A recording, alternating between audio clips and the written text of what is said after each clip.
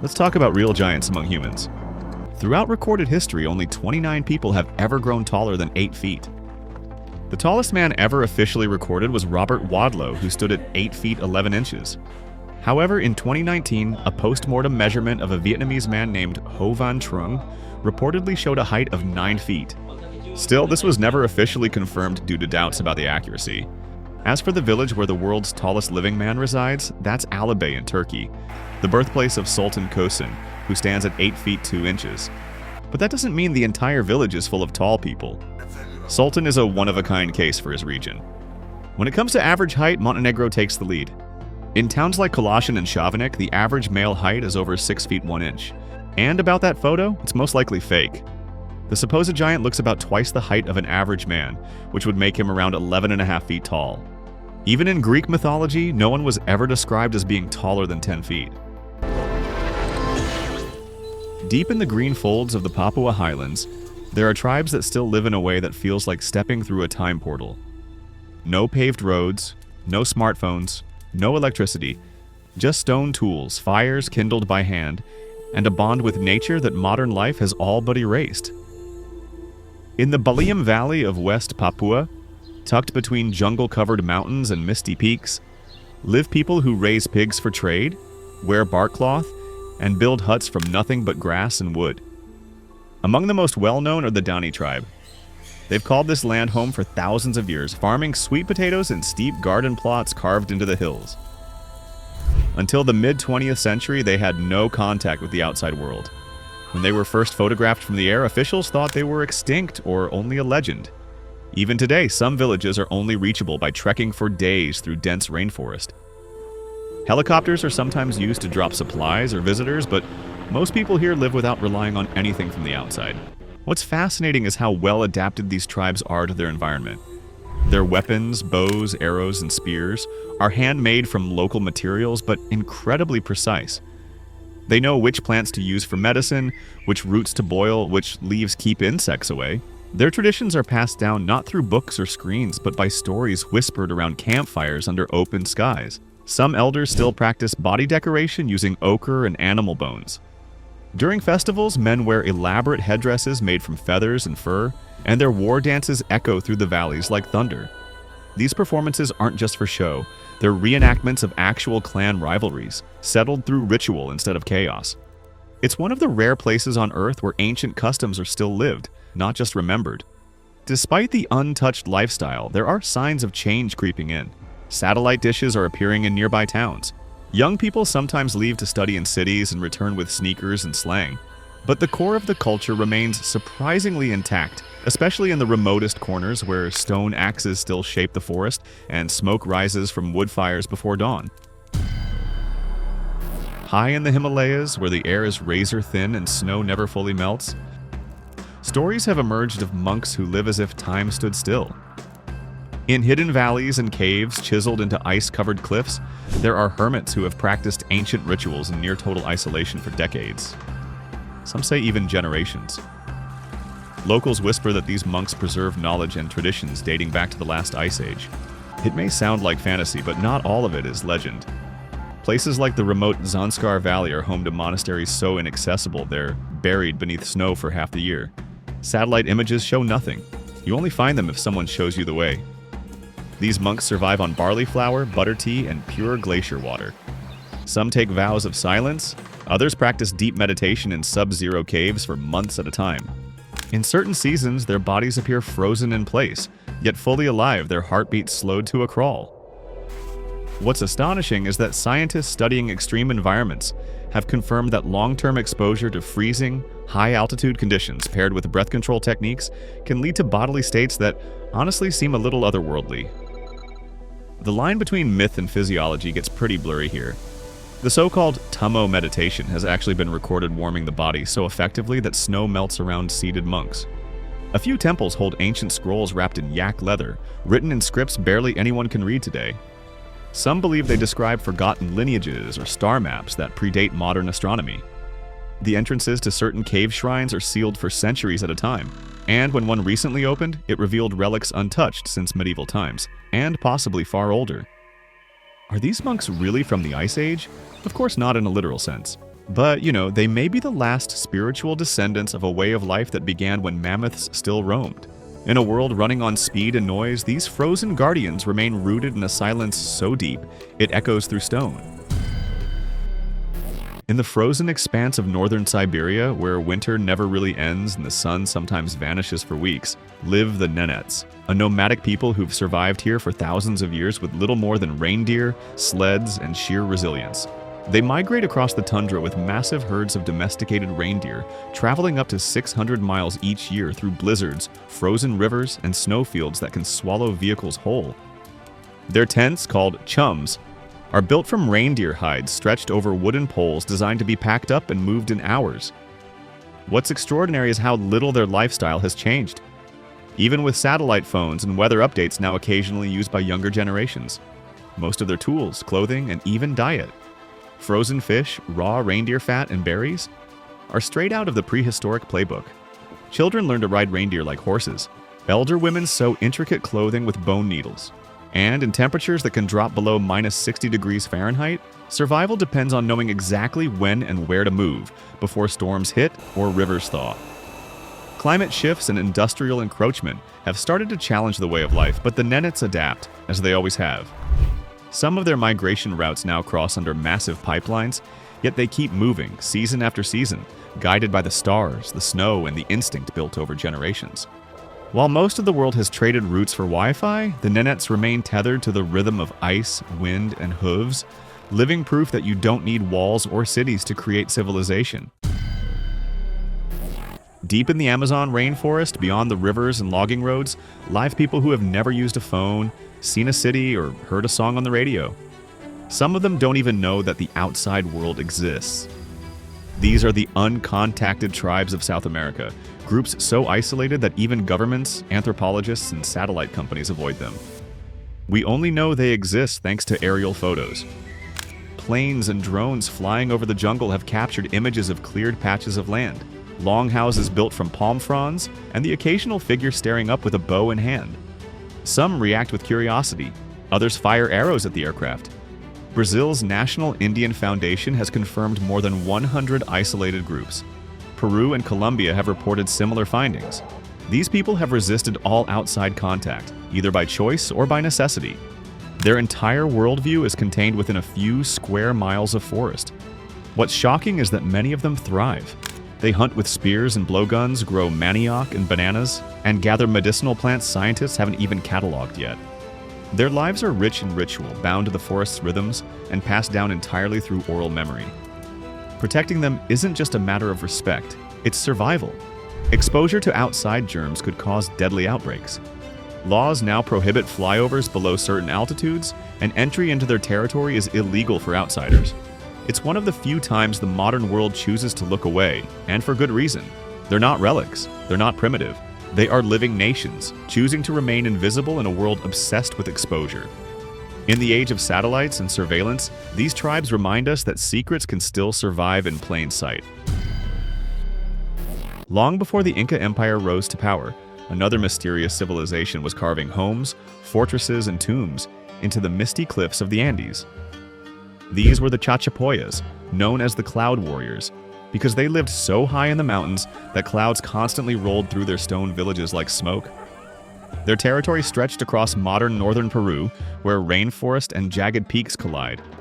What sets them apart isn't just where they lived, but how they buried their dead. Instead of underground graves, they placed the deceased in vertical sarcophagi, carved into the sheer rock faces of the mountains.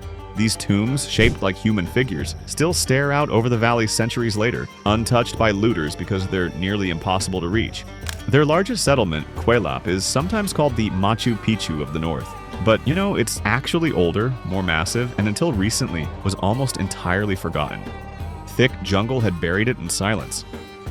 It wasn't until satellite scans and drone footage in recent years revealed the full scope over 400 stone buildings. Some still standing, perched on a mountain ridge like a forgotten fortress from a fantasy novel. We still don't know what language the Chachapoyas spoke. Spanish chronicles claimed they were unusually fair-skinned with light eyes, an observation that sparked endless theories about their origin. Were they connected to early European explorers? Genetic studies say no, but the mystery persists. fueled by the dramatic way their culture vanished after the Inca conquest. Today, adventurers, researchers, and archaeologists are only beginning to uncover the full story. Every tomb opened, every artifact recovered from the cliffside ruins adds another piece to a puzzle that still resists completion. The Cloud Warriors may be gone, but they left behind architecture that defies gravity and questions that refuse to be buried.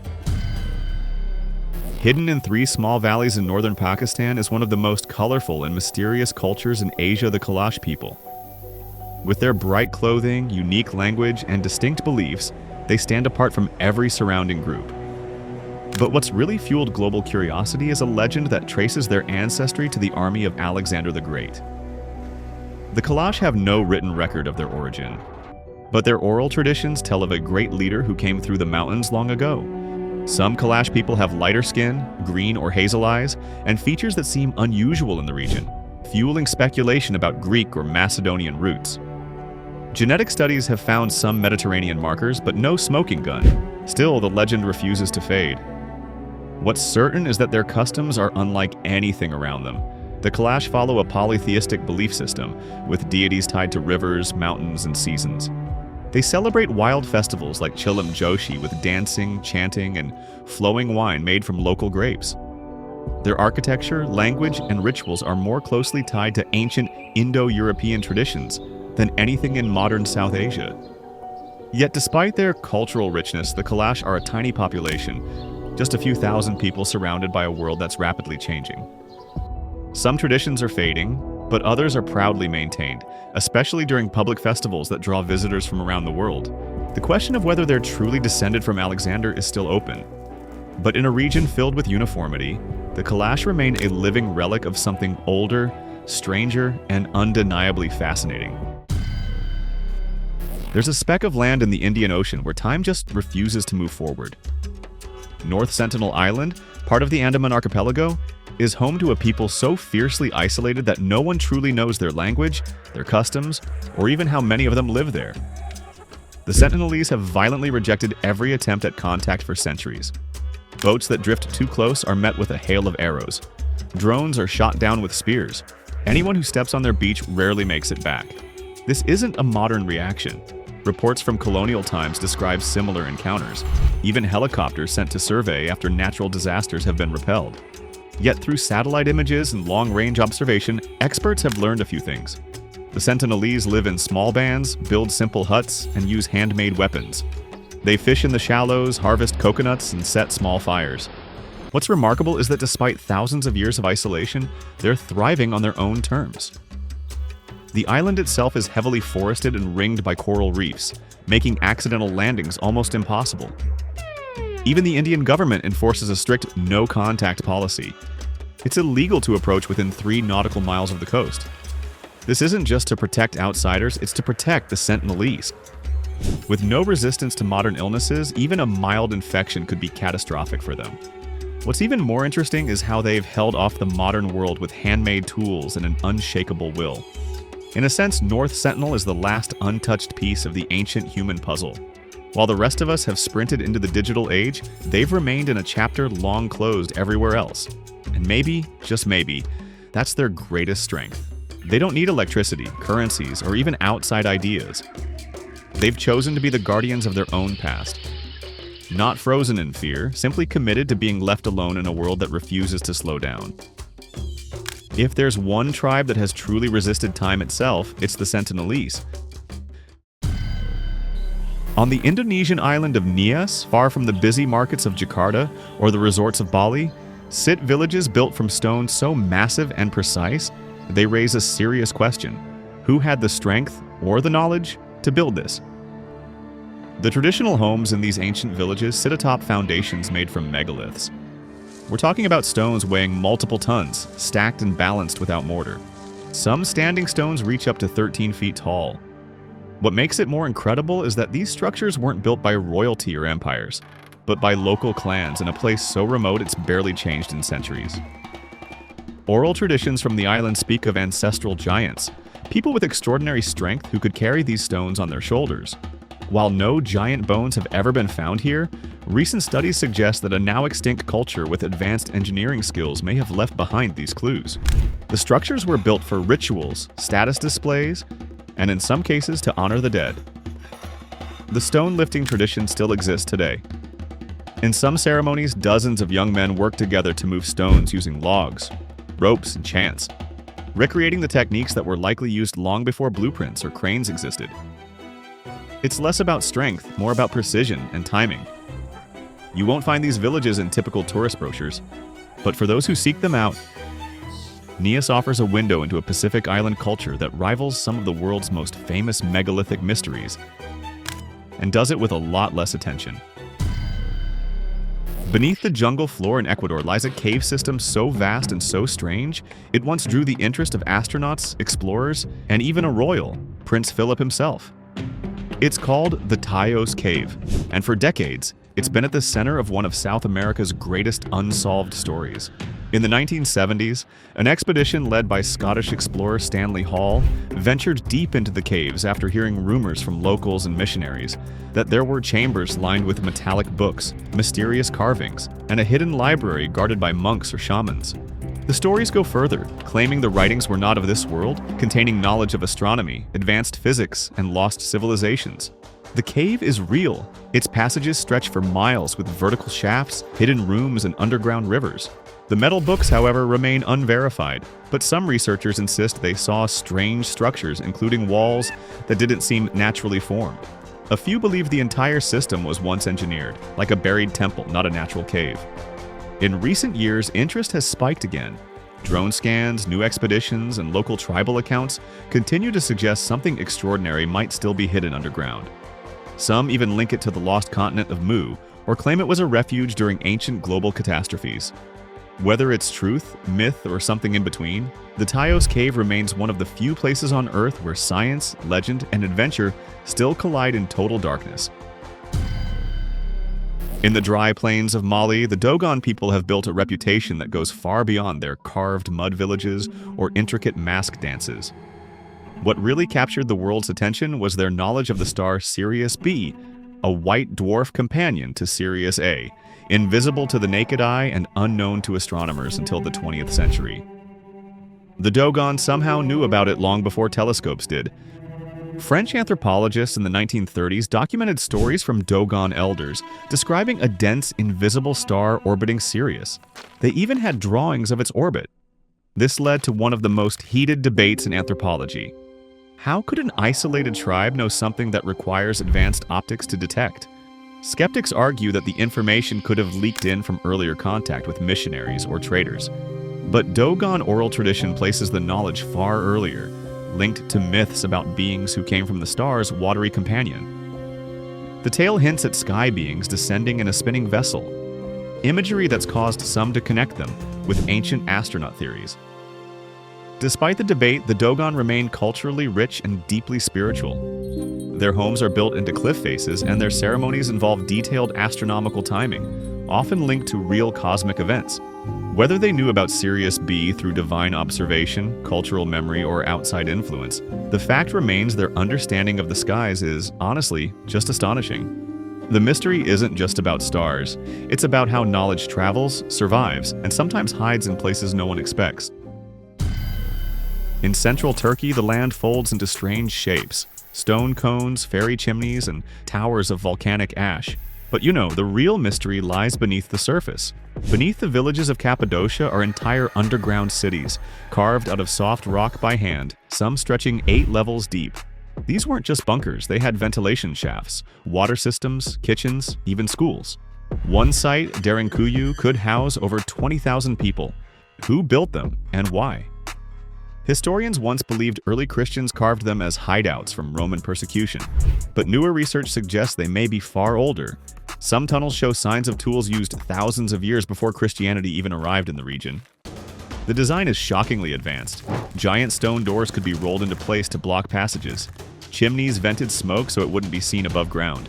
Even today, only a fraction of the entire network has been mapped. Locals still stumble onto new chambers when digging foundations or wells. Legends passed down in the area speak of people hiding from beings from the sky, or ancient enemies who swept across the land. Whatever the truth, the scale of these cities suggests mass cooperation, engineering knowledge, and a serious reason for going underground for months, or even years. Today, you can visit parts of Derinkuyu and neighboring Kaimakli, wandering through silent corridors where thousands once lived, prayed, and survived, while a forgotten world moved above them, unaware. Long before the pyramids of Egypt, before the embalming rituals of the pharaohs, there was a civilization along the edge of the Atacama Desert, in what is now northern Chile and southern Peru. The Chinchorro people, living over 7,000 years ago, created the world's oldest known mummies, and some of them still look eerily lifelike today. Unlike other cultures that reserved mummification for the elite, the Chinchorro preserved everyone, from elders to infants. They carefully removed the skin, dried the body, reinforced it with sticks and clay, then painted it in red or black earth pigments. Some mummies have glassy eyes that seem to stare straight ahead, their features frozen in expressions that haven't changed in millennia. What's even stranger is how natural forces aided their preservation. The Atacama Desert is the driest non-polar place on Earth. With almost no rain, no moisture, and consistent wind, the conditions turned corpses into natural time capsules. In some cases, the environment did the work before the people even tried. These mummies were once buried close to the coast, but shifting sands and erosion have brought many of them back to the surface. Locals still treat some burial sites as sacred, and scientists are racing to preserve the remains before modern pollution and humidity destroy what nature protected for thousands of years. Unlike the grand tombs of ancient Egypt, the Chinchorro left few monuments. Their legacy lies not in stone, but in skin, clay, and the desert itself. Their preserved dead remind us that history doesn't always rest in peace. It sometimes rises out of the ground, asking to be seen. When most people think of pyramids, they picture the iconic shapes rising from the sands of Egypt. But hundreds more stand just south in modern-day Sudan, where the ancient kingdom of Kush once ruled a territory larger than its northern neighbor. And while Egypt's pyramids have become world-famous tourist sites, Sudan's remain quiet, mysterious, and largely unknown. The Nubian pyramids at Meroe and Nuri were built between 2,700 and 2,000 years ago. Many are smaller and steeper than Egypt's, but no less impressive. Beneath them lie burial chambers that once held gold, weapons, and ornaments worthy of royalty. The Kushite kings even conquered Egypt at one point, becoming pharaohs of both lands and building monuments in their own style. For centuries, these pyramids were buried beneath sand. Only in recent decades have full excavation efforts uncovered the full scope of what was left behind. Some of the tombs contain inscriptions in Meroitic, a written language we still can't read. Others have frescoes of rituals, star maps, and even references to beliefs that combined African spirituality with Egyptian iconography. Many of the pyramids were looted long ago and erosion has taken a toll. But new preservation efforts, aided by high-resolution mapping and 3D scans, are bringing attention to Sudan's ancient wonders. Still, tourists are few and much of the region remains off the global radar. Deep beneath the scorched desert of Chihuahua, Mexico, there's a place that looks more like the inside of Superman's Fortress of Solitude than anything on Earth. It's called the Cave of the Crystals, a hidden chamber hundreds of feet underground, discovered by accident in 2000 when miners were drilling for silver and lead. What they found was beyond science fiction.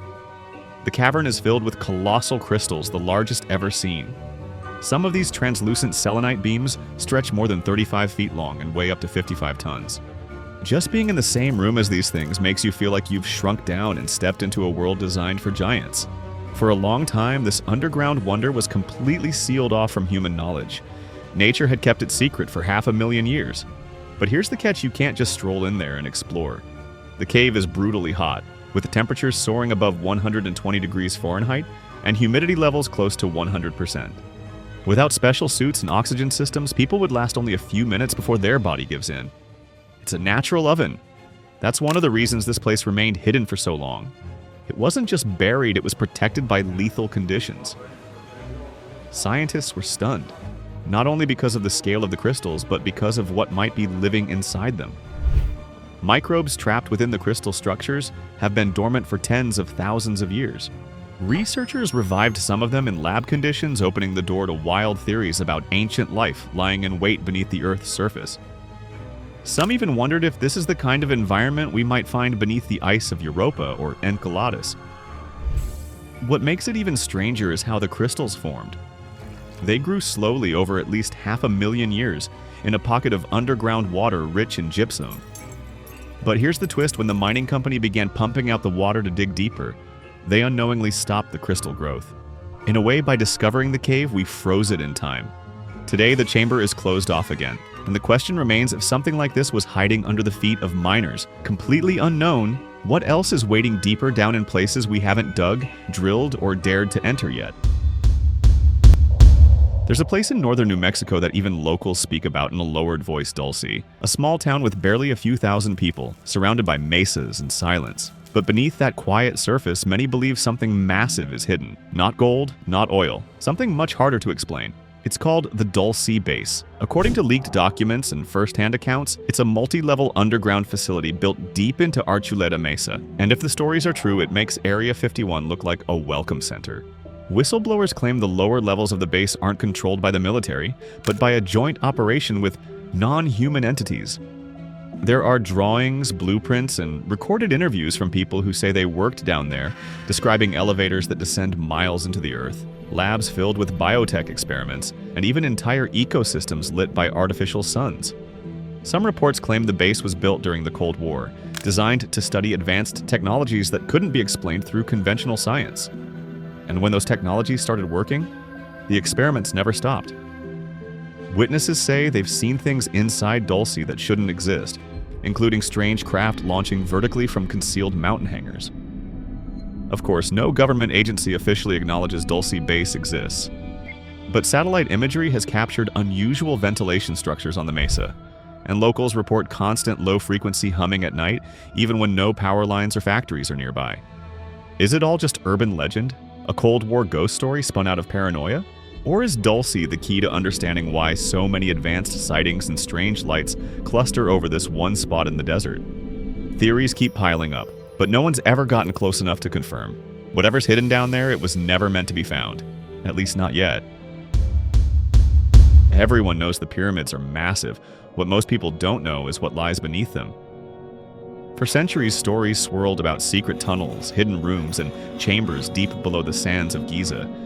Most were dismissed as myths, but recent technology is proving those stories may have been true all along. Using muon scanning, a technique that tracks cosmic particles passing through stone, scientists discovered something astonishing inside the Great Pyramid, a massive void above the Grand Gallery, untouched for thousands of years. That alone was enough to make headlines. But then things got even weirder.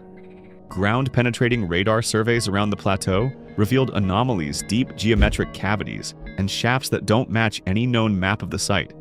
Some believe these form part of a lost network of underground chambers, far larger than anyone expected. Several of these pathways lead not just under the Great Pyramid, but toward the Sphinx and beyond. Egyptian authorities confirmed the findings, but quickly sealed access to several areas. That only added fuel to the theories.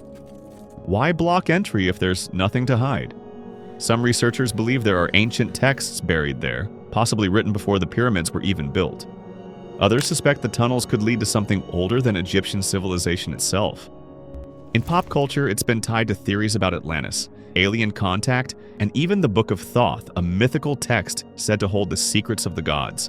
Whether those stories are myth or fact, one thing is clear: what lies beneath Giza isn't fully mapped, and it's far from ordinary. Most of it is still off limits, but with new scans revealing more each year, the sands may not be able to keep their secrets much longer. In the mountains of southern Peru, near the shores of Lake Titicaca, there's a strange stone carving that has sparked centuries of legends, a perfectly shaped door etched into a sheer rock face. It's called Puerta de Hayu Marca, or the Gate of the Gods. And the truth is, no one can really explain why it exists. The door is massive, about 23 feet tall, but it leads nowhere. There's no temple, no tunnel, no steps, just an incredibly precise rectangular shape carved into solid rock with a smaller inset door at its center. Locals say it's been there since before the Inca, before any known civilization in the area. And that's where things get interesting. According to oral legends passed down by Andean shamans, the gate was a portal, a place where heroes and priests could access another world. It was used in ceremonies with sacred objects, like a golden disc said to have fallen from the sky. One legend tells of a priest who placed the disc into a slot on the smaller door and vanished in a flash of blue light. He never returned. Geologists agree that the formation wasn't natural, it was clearly carved. But why create a door that doesn't open? No burial chamber, no inscriptions, no treasure, just silence and stone. Some visitors claim to feel dizzy near the structure. Others report strange dreams after touching it. And the site is still used today in spiritual rituals. Some theorists point to electromagnetic anomalies in the region. Others suggest it aligns with celestial events. There are even claims it connects to similar gates in Egypt and India, forming a global grid. Whether it's a lost temple, an ancient monument, or something far older, Puerta de Hayu marker remains one of the most mysterious places ever uncovered, a doorway no one's ever walked through. At over 16,000 feet in the Indian Himalayas, there's a remote glacial lake that hides a grim secret. For most of the year, Rupkund is frozen solid, but every summer, as the ice melts, the surface reveals something eerie: hundreds of human skeletons lying just beneath the waterline, perfectly preserved in the cold. When the lake was first discovered by a British forest ranger in the 1940s, the sheer number of bones sparked panic. Was it the site of a forgotten battle? A mass sacrifice? Even today, estimates suggest over 800 people lie in and around the lake. But the weird part? They all died in the same way: blunt force trauma to the skull. At first, theories ranged from landslides to ritual punishment. But a 2004 expedition revealed something stranger. The injuries were too uniform, too localized. The scientists concluded that the people were likely killed by hailstones, massive baseball-sized ones, the kind of freak storm that can sweep through the mountains and leave no chance of escape. Later genetic testing added more layers to the mystery. Some of the skeletons date back to the 9th century, while others are only 200 years old. They're not from the same population either. Some are genetically closer to modern Greeks. What were people from different eras and regions doing at the same remote lake centuries apart? Rupkund is now a restricted area. Tourists are kept at a distance. And while scientists still try to figure out the exact timeline, the locals believe it's cursed. They say the souls of those who perished there never left. It's one of the few places on Earth where history, science, and legend collide, and no one walks away with a full explanation. Everyone's heard of Hashima, Japan's eerie battleship-shaped ghost island, but few know about its twin Ikushima. Just a short ferry ride away, it's larger, stranger, and still partially inhabited, though most buildings are hollow and most residents have long vanished. Ikushima was once a booming coal island with over 8,000 workers packed into concrete towers, working around the clock. Now, the mines are shut, the high-rises crumble, and the only sound is the wind howling through empty stairwells. Giant apartment blocks stretch toward the sky, every window shattered, every hallway dark. Laundry lines still hang, children's toys remain on rooftops, but no one's there. Urban explorers say walking through Ikushima feels like trespassing into someone else's dream. The entire place seems paused mid-sentence. The air is thick with salt, dust, and something else, like the weight of a place that refuses to be forgotten. Unlike Hashima, Ikushima still has flickers of life. A few residents too old to leave stay in silence among the shadows, but even they don't like to talk about what the island has become, or what still echoes from beneath its crumbling streets. In the blistering heart of the Namib Desert lies a place that looks like it was stolen from a fever dream. A German town, built from ambition and diamonds, now sinking room by room beneath dunes that move like waves. This is Kolmanskop, a place where the walls groan, the floors crunch under your boots, and the silence feels heavy. Back in the early 1900s, this town was booming. Diamonds were so easy to find, people picked them straight from the sand. Within a few years, Kolmanskop had a hospital, a school, even an ice factory, all in the middle of one of the harshest deserts on Earth. But as fast as it rose, it fell. Bigger diamonds were found elsewhere, and by the 1950s, everyone left. The desert didn't wait. It crept in through the windows, poured down staircases, filled up bathtubs and dining rooms, until the town felt like a ghost sinking in quicksand. Today, Kolmanskop looks like something out of The Mummy or a post-apocalyptic film. Grand villas half buried, wallpaper peeling in rooms filled with knee-deep sand. Doorways open to nothing but dunes. Some buildings lean as if they're tired of standing. It's quiet, unnaturally so. You hear your breath, your heartbeat, and sometimes the wind making strange noises through broken glass. Tour guides take people here, but not for long. The desert shifts fast. A room clear in the morning can be lost by afternoon. Some say the place remembers things. Explorers report flickers of light in windows and footprints where no one walked.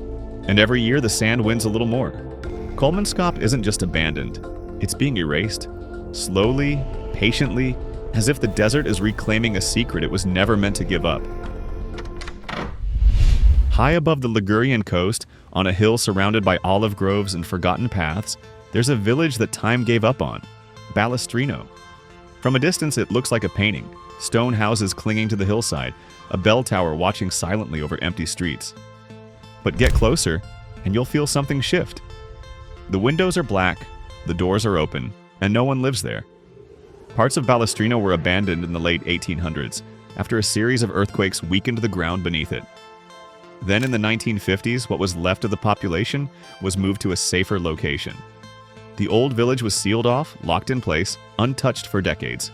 No renovations, no repairs, just sun, rain, and wind turning it to bone and dust. Now ivy claws up the walls, wooden beams hang like snapped limbs, and balconies face nothing but silence. People say the village feels too still, as if it's waiting for something. Explorers describe footsteps that don't echo, doorways that creak without a breeze. At night, the crickets stop chirping when you enter. Local legends say Balestrino is cursed, though no one agrees on why. Some say the earth never forgave it. Others believe something darker moved in after the people left. But whatever the truth is, the village remains. Quiet, crumbling, and watching anyone who dares wander through. It's a place where even the air feels old and every corner hides a question better left unanswered. Deep in the pine forests outside Berlin sits a massive medical complex that once promised healing, but now only echoes with decay. Belitz Heilstätten was built in the early 1900s as a luxurious tuberculosis sanatorium. Grand halls, arched ceilings, tiled corridors. Over time it became a military hospital serving both world wars. Even a young Adolf Hitler was treated here for injuries long before the world knew his name. But after the Cold War ended, the hospital was deserted. What's left is a maze of peeling paint, rusted gurneys, and endless corridors swallowed by nature. Ivy slithers through shattered windows. Moss grows on operating tables. Surgical tools still sit on trays, dust-covered but untouched. Parts of the complex have been vandalized. Others feel eerily pristine, like someone walked out minutes ago but never returned. Explorers say the vibe inside is suffocating. Sounds don't carry right. Whispers seem to travel between floors. One of the most infamous wings is the old operating theater, where some say shadows move against the far wall without a source. And the tunnels underneath? People don't stay long. Locals call them the lungs of the dead. Whether it's the past echoing through the plaster or something more, Belitz doesn't just feel haunted, it feels alert. Like it's watching back? Waiting for the next patient. There's a mountain deep in the southern Urals that you can't climb, can't visit, and can't even photograph up close. It's called Mount Yamantau, and it's one of the most secretive places in Russia. For years, it was just a name on a map. But satellite images and leaked intel have made one thing clear: something massive is hidden beneath it. During the Cold War, construction began on a sprawling underground facility within the mountain. Officially, Russia said it was a food storage center. Then they changed the story, said it was a mine, then a nuclear bunker. The truth is, no one outside the Kremlin seems to know for sure. But the size of the infrastructure is staggering. Satellite imagery has revealed rail lines disappearing into the mountain, ventilation shafts as wide as buildings, and endless truck activity. It's been nicknamed Russia's Area 51, and like that base, it's wrapped in layers of security and silence. Western analysts believe the site could house command bunkers, weapons labs, or even entire cities meant to survive a full-scale nuclear event. Locals are warned to stay away. Journalists have been turned back at checkpoints. No one can say what's happening under the rock, only that whatever it is, it's still active. Some wild theories suggest it's a repository for ancient relics, or even recovered technology. Others point to reports of underground drilling that began long before the official construction. Some believe the Soviets stumbled onto something older, buried deep below the Ural crust, and built the base to contain it. Whether it's a Cold War relic or something even stranger, Mount Yamantau remains a modern enigma. It's a mountain-sized locked door and no one's holding the key. It started with a broken wall, In 1963, a man in the town of Derinkuyu knocked through a section of his basement, and behind it wasn't more stone. It was a tunnel. And that tunnel led to an entire hidden city that no one alive even knew existed. Derinkuyu Underground City runs nearly 200 feet deep and could once shelter 20,000 people. It has homes, stables, schools, wells, ventilation shafts, even churches and wine cellars. All of it carved directly into volcanic rock. No machinery, just ancient tools and unbelievable determination. What's more chilling is how sophisticated the whole thing is. Massive stone doors could seal off each level from invaders. Air shafts were designed to circulate oxygen across dozens of floors. There are escape routes and defense traps. Whoever built it wasn't just hiding, they were preparing for something. Historians estimate the city was built at least 2,800 years ago, maybe earlier. But no one agrees on who did it. The Phrygians? The Hittites? Something even older? And what were they hiding from that forced them to live underground for months at a time? Derinkuyu wasn't alone. It connects to other underground cities by long tunnels forming a sprawling network under Cappadocia. Some believe these networks weren't just defensive. They may have been designed to protect people from a threat on the surface, a natural disaster, or something more unusual. The city remained secret for centuries, buried directly beneath people's homes. It raises one huge question: if something this massive went unnoticed until recently, what else is still waiting to be uncovered, just under our feet? Beneath 2 miles of Antarctic ice, there's a body of water that hasn't seen sunlight since the age of saber-toothed cats. Lake Vostok is one of the largest subglacial lakes on Earth, but until recently, no one had ever touched it. And when they did, things got strange. The lake was sealed off by a thick sheet of ice for more than 20 million years, completely isolated.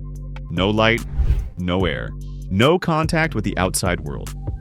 Yet in 2012, a Russian team managed to drill down into it using sterilized equipment to prevent contamination. What they pulled up raised eyebrows, microscopic organisms unlike anything seen before. These microbes didn't match anything in known databases. Some researchers said they were ancient life forms, perfectly adapted to the extreme pressure and darkness. Others weren't so sure. Conspiracy theories exploded online. A few scientists working near the site suddenly left the project.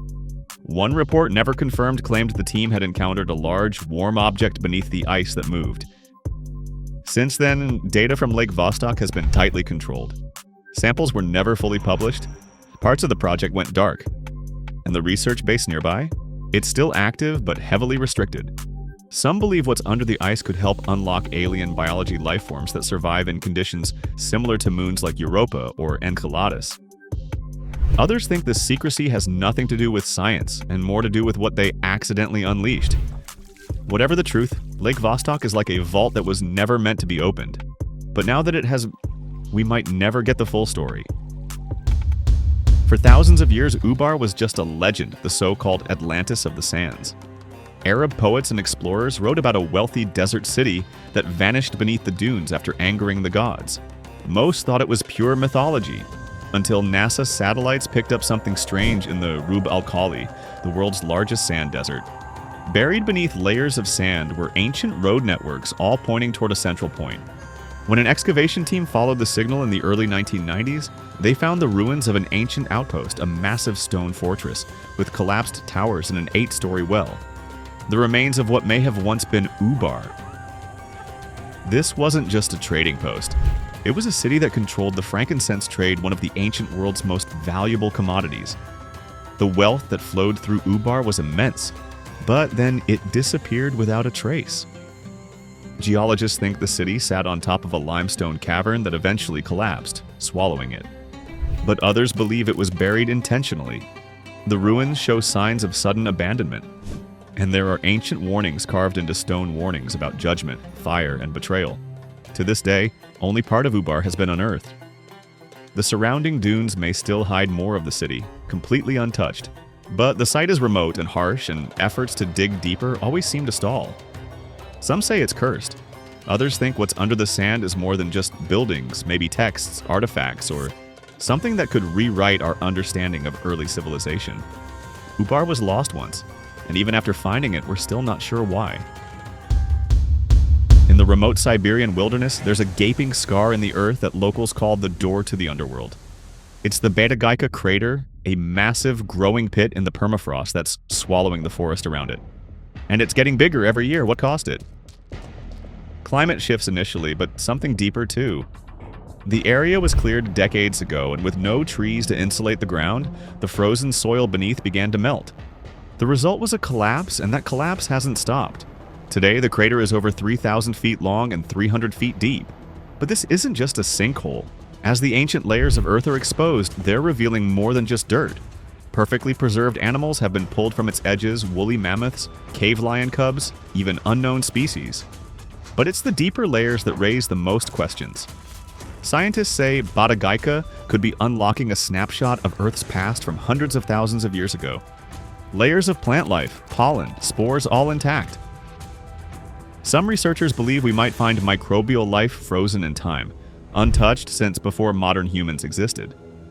But there are stranger claims too. Locals report odd sounds coming from the crater, mechanical hums, echoes like metal grinding. Some even say they've seen lights. It's probably geological activity. Probably. The most unsettling part? The crater is expanding. Every year it devours more of the land around it. If it keeps going, it could expose things humanity hasn't seen since before recorded history, or things we were never supposed to find. Most people think of Easter Island's moai as giant stone heads, staring silently across the island. But that's only half the truth. When archaeologists began digging around the statues, they made a surprising discovery: the moai have full bodies. Some stretch over 30 feet tall with arms, torsos, and even carved symbols on their backs. For centuries, shifting soil and volcanic ash had buried the lower parts of the statues. Locals always knew they were complete, but outsiders didn't believe it until the digs proved them right. What's stranger is what was carved into the stone bodies: ancient petroglyphs, unknown symbols, and spiral patterns that no one has fully decoded. Some researchers believe they could be linked to lost Polynesian navigation systems. Others think they represent something spiritual, something meant to be hidden. And still today, no one knows exactly how the islanders moved these multi-ton statues across miles of rocky terrain. The quarry is far from where most of the moai now stand. Easter Island keeps many of its secrets, but the fact that these heads were never just heads makes you wonder what else might still be buried under the surface. Off the southern coast of Florida, where the Everglades end and the sea begins to swallow the land, there's something lurking in the shallows. It's not a shipwreck. It's not a natural formation.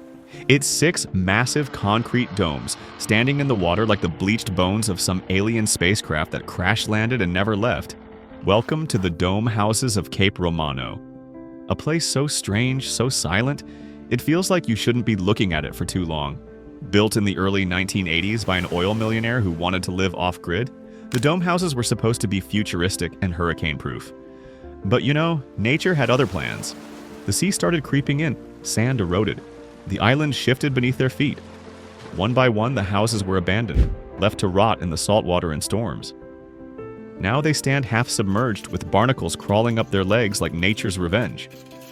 Some say it looks like something out of War of the Worlds. Others think they look like massive sea creature eggs waiting to hatch. No one lives there. No one dares.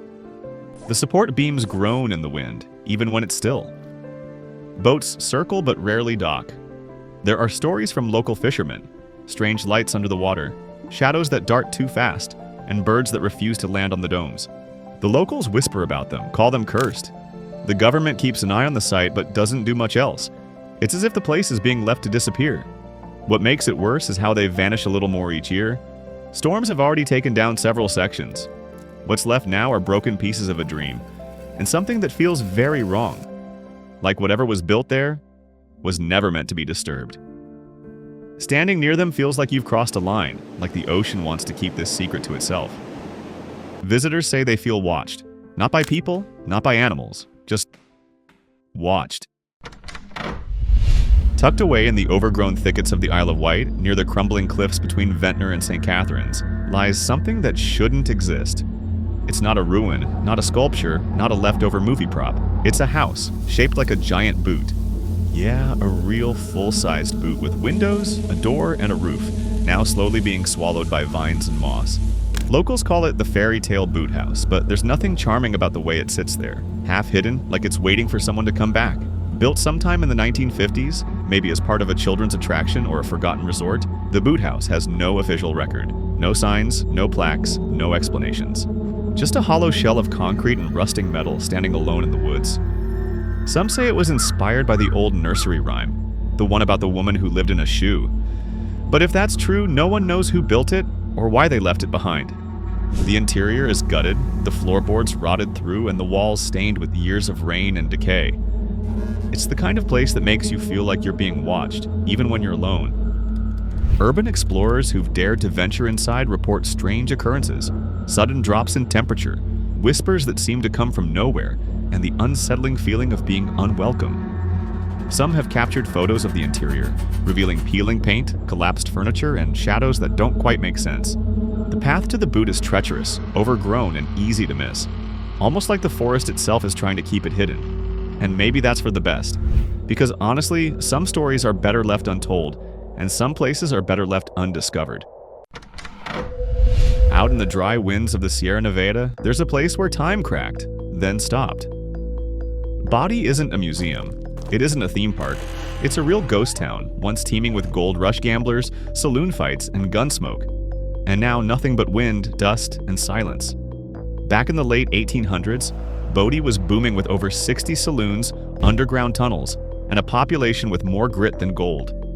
But as the mines dried up, the town began to rot from the inside. Fires tore through what was left, and by the mid-1900s, it was abandoned. What's creepy is how much of it remains.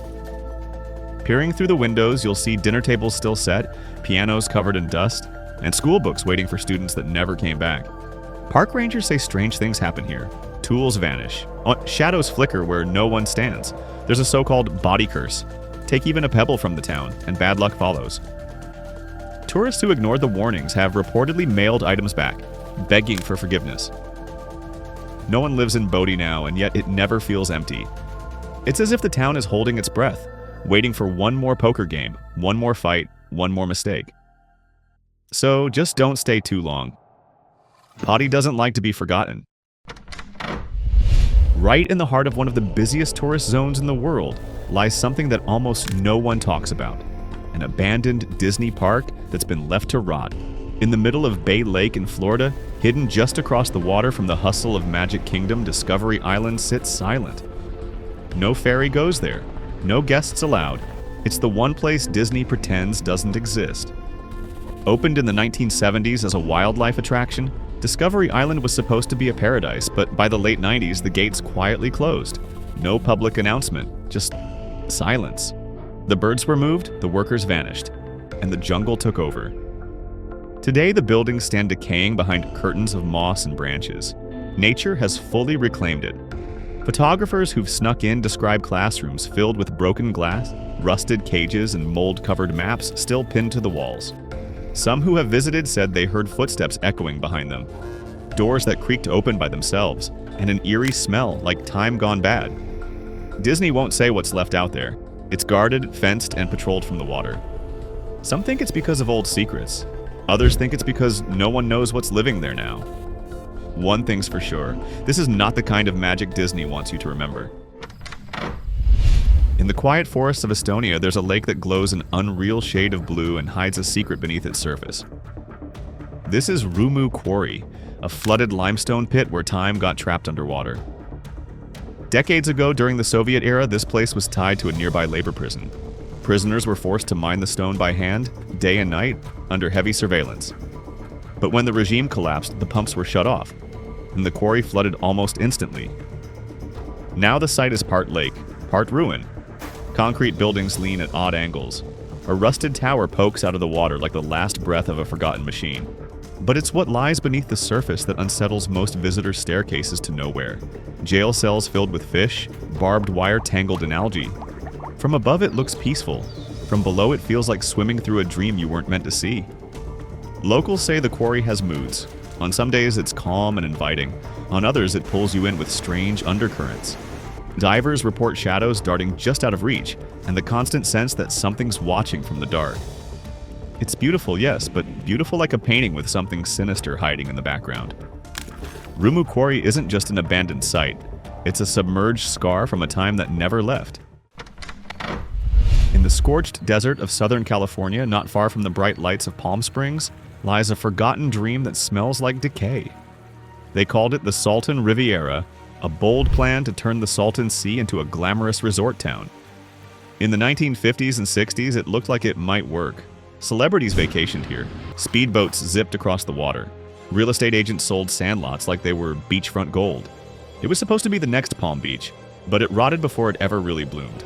The water wasn't supposed to stay. The Salton Sea was born by accident when a man-made canal burst in 1905 and flooded the desert basin. It never drained. Instead, it grew salty, toxic, and thick with chemicals from nearby farms. Fish began to die in waves. Birds fell from the sky. The once bustling Riviera became a ghost town smeared with sun-bleached graffiti, collapsing motels, and skeletal palm trees. Today, the air smells of sulfur and dust. Whole neighborhoods stand empty, their roads cracked, and their trailers gutted by wind and time. On some days, the beach looks like it's made of sand until you look closer and realize it's fish bones. The lake is shrinking, and what's left is too poisonous to touch. And yet, some people still live here. Not many, but a few. Surrounded by rot and silence. And every time the wind picks up, the past comes howling through broken windows, carrying pieces of a paradise that was never meant to last. Hidden in the hills above Turkey's southern coast is a village frozen in ghostly silence. Kayakoi was once a thriving town of Greek-speaking families, stone houses stacked along the slope like steps to the sky. But today it stands empty. Hundreds of homes without roofs, churches echoing with nothing, and paths that lead nowhere. The air is still. Even the birds seem to avoid it. In the early 20th century, Kayakoi was abandoned during a forced population exchange between Greece and Turkey. Families left overnight, carrying what they could. The buildings were never torn down, just left. Since then, time and weather have done their work. Ceilings have collapsed, walls have cracked, trees grow through bedrooms, and ivy crawls across church altars. No one returned. Walking through Kayakoi feels like stepping into a forgotten chapter of a book no one finished. The stone homes, all built close together, create a maze of shadows and crumbling stairs. At dusk, the village takes on a different tone, gray, quiet, and almost alert. Locals in nearby towns believe the place is watched. Some say the church bells used to ring on their own. Others claim to have heard singing, even though no one lives there. While a few of the lower homes have been restored for tourism, the heart of the village remains untouched. No lights, no signs. Just the wind weaving between walls and the soft crunch of your steps. Kayakoi isn't just abandoned, it's paused. Like something interrupted it mid-sentence and no one dared to ask why. Far from any continent, on a windswept island near the bottom of the world, sits a town that nature has nearly swallowed whole. Grytviken, once the heart of South Georgia's whaling operations, is now nothing more than rust and ice.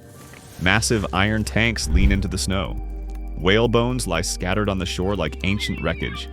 And behind it all, the mountains watch silently, their peaks hidden in cloud and cold.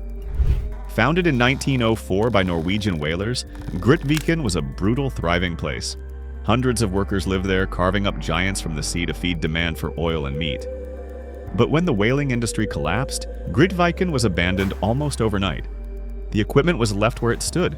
Furnaces cooled, gears rusted, and slowly the wind and snow crept in, reducing everything to a steel skeleton covered in frost and salt. Today you can visit, but very few do. The journey takes you across freezing seas and unforgiving weather. Those who make it describe a strange quiet. Footsteps echo too loudly. The station's massive machinery still stands, motionless but not quite dead. A small chapel remains near the center, its cross still upright, though no prayers have been whispered there in decades.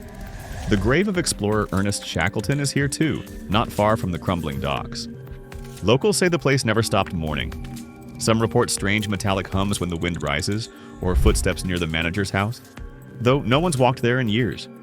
Grytviken is a graveyard of ambition, frozen in time and wrapped in fog.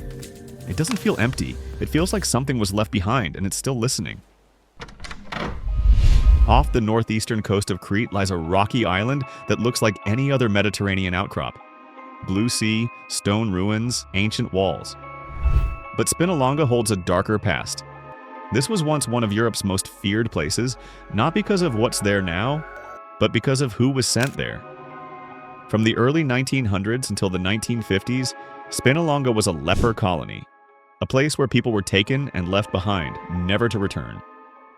The Venetians built the island's fortress centuries earlier, but the Greek government turned it into a quarantine zone. Entire families were removed from society, dropped off at Spinalonga, and left to survive with what little supplies they were given. Over time, the patients built homes, churches, even shops, but the outer world stopped visiting. The only way off was a boat, and no one was sailing back. Now the island is abandoned, but the houses are still standing. Cracked stone walls, collapsed roofs, faded icons on dusty altars. Tour boats circle the island, but visitors who step onto its shore say it feels wrong, too quiet, like the island is holding its breath. The echo of footsteps bounces back faster than it should. Locals claim that even birds avoid nesting there. The fortress walls, once built for defense, now feel more like a barrier holding something in. At sunset, the narrow paths seem to shift underfoot. Some say the wind carries whispers, voices that no longer have bodies. Others report the flicker of candlelight in houses where no one's lived in 70 years. Spinalonga doesn't just tell a tragic story, it traps it. Every stone feels loaded with memory, and every gust of wind sounds like it's trying to speak. But no one stays long enough to listen. Deep in the Ardennes forest, behind rusted gates and choked ivy-covered paths, the castle of Miranda once rose like something from a Gothic novel. Built in the 19th century by a fleeing French aristocratic family, it was a showpiece of towers, spires, stained glass, and endless corridors. But that beauty didn't last. War came. The family vanished. And what followed was a slow decay that felt intentional. For years it served as an orphanage and summer camp, though few photos survive from the time. Locals whispered that the halls were too cold, the staircases too quiet, and the cellars never empty, even when they should have been. By the 1990s, the castle was abandoned completely. Since then, it's been left to the elements. Vines broke through the stone, trees sprouted through the floor, the grand clock tower cracked and fell. Urban explorers made pilgrimages to Miranda, hoping to catch its last breath. They found overturned beds, torn wallpaper, and entire rooms coated in green moss and silence. The deeper they went, the stranger it felt. Mirrors reflecting things not quite right, doors refusing to stay shut. Some left in a hurry, some never shared what they saw. Eventually, fire and neglect took most of the castle. By 2017, it collapsed into itself. But those who saw it say something remains behind. Something the trees still protect. At the edge of the Pilbara region, surrounded by red desert and silent hills, lies a town that was wiped off the map, literally. Wittenoom was once a bustling mining community, full of promise, paychecks, and dust. Lots of dust, the kind that shimmered blue in the sun and floated on the wind. They mined it, they breathed it, and no one warned them what it could do. That blue dust was asbestos, deadly, airborne, and everywhere. For decades, it coated homes, playgrounds, and lungs. By the time the danger was acknowledged, it was already too late. The mine shut down, the workers left, and slowly the government began deleting the town, removing signs, cutting off services, and even wiping Wittenoom from official maps. What's left now is a handful of empty streets, crumbling homes, and warning signs nailed to trees. No one is supposed to go there, but some still do. The roads are cracked, the buildings hollow, and the silence is overwhelming. Locals say the wind carries more than sand. At night, the air gets thick, too thick. Geiger counters don't beep, but your instincts scream. A few people refused to leave and stayed behind, surrounded by dust and ghosts of the past. Today, Wittenoom isn't just abandoned, it's avoided. It's a place nature never wanted back, and neither should you. That's about it. Which of these places would you like to visit? Write in the comments. For more useful information, watch other videos.